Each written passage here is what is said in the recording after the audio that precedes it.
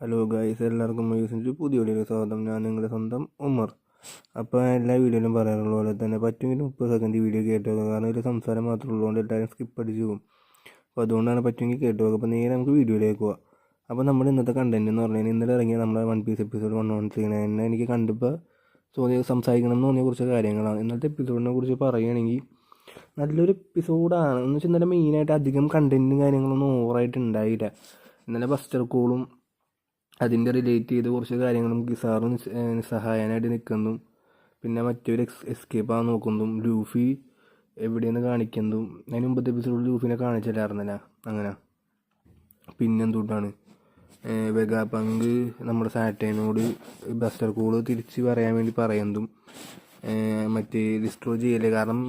കാരണമായിട്ട് പുള്ളി പറയുന്നതെന്ന് വെച്ച് കഴിഞ്ഞാൽ 100 വർഷത്തേക്ക് പ്രോഗ്രസ് ആയിട്ടുള്ളൊരു സിറ്റിയാണത്.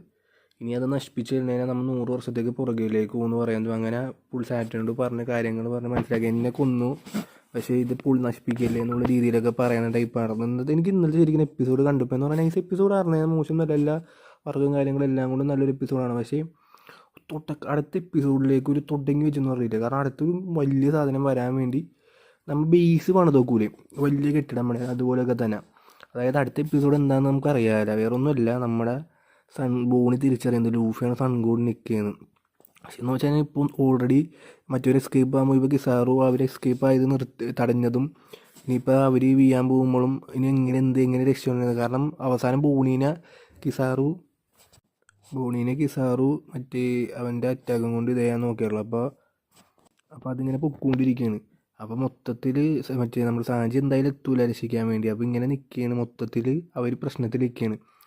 അപ്പോൾ എന്ന് പറഞ്ഞു കഴിഞ്ഞാൽ നമ്മുടെ ആൾ വരും. നമ്മുടെ ലൂഫി ഗിയർ 5 ഫോം മറ്റേ വാല്യൂ ഓഫ് ലിബറേഷൻ നിഗയായിട്ട് വരും.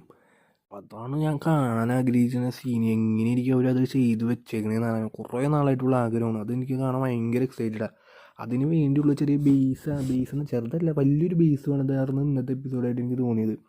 എന്തായാലും ഭയങ്കര എക്സൈറ്റഡാണ്. പിന്നെ നമ്മുടെ ഇന്നലത്തെ എപ്പിസോഡിൽ കാണിച്ചൊരു സംഭവം ഓർന്ന് മറ്റേ എന്തോ സാധനം ഡിസ്ട്രോയ് ചെയ്യാൻ പറ്റിയില്ല. അവർ വന്നിട്ടുണ്ടെന്ന് നമ്മുടെ കിസാറിനോട് പറയാൻ വേണ്ടി ഒരു നേവി വൈസ് അഡ്മിറൽ ഇങ്ങനെ ഇതാക്കുമ്പോൾ പറയാൻ പറ്റില്ല.